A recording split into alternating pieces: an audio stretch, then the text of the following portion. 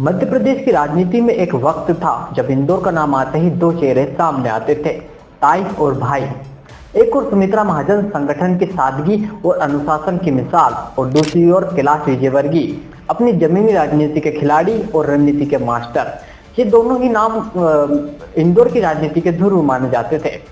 दशकों तक इंदौर बीजेपी का हर बड़ा फैसला इन्हीं दो ध्रुवों के इर्द गिर्द घूमता रहा। लेकिन अब तस्वीर बदल रही है, क्योंकि पार्टी ने हेमंत खंडेलवाल को नई जिम्मेदारी दी है। उनकी प्रदेश कार्यकारिणी में नगर कार्यकारिणी के ऐलान के बाद सियासी गलियारों में एक नई चर्चा उठी है।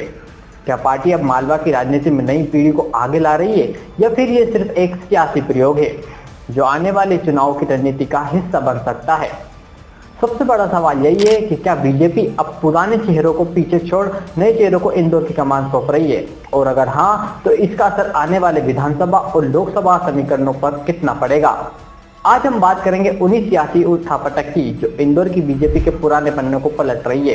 क्योंकि इंदौर बीजेपी में काफी कुछ बदलाव देखने को मिल रहे हैं। हेमंत खंडेलवाल की टीम के साथ ही इसमें काफी कुछ बदलाव हुए हैं। तो चलिए शुरुआत करते हैं उस बदलाव से जिसने इंदौर की सियासत में हलचल मचा दी है।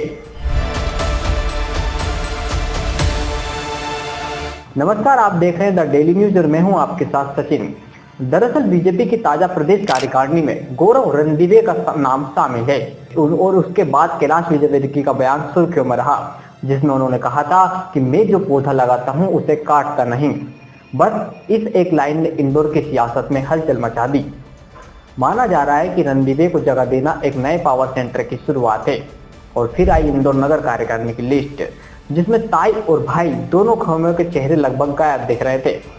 अब सवाल यह है कि बीजेपी आखिर कौन सा मैसेज देना चाहती है? पार्टी क्या इंदौर बीजेपी ने अपने कार्यकारिणी में नया बदलाव कर सियासी गलियारों को और हवा दी है?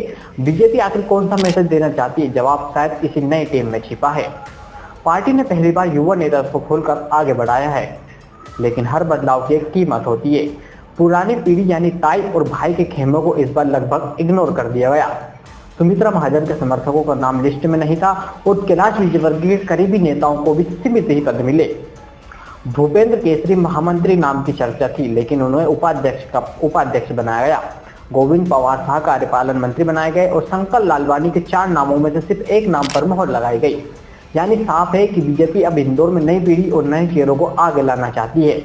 तो क्या ये बदलाव बीजेपी की जनरेशन शिफ्ट है, या फिर इंदौर की राजनीति में एक नया पावर गेम शुरू हो चुका है?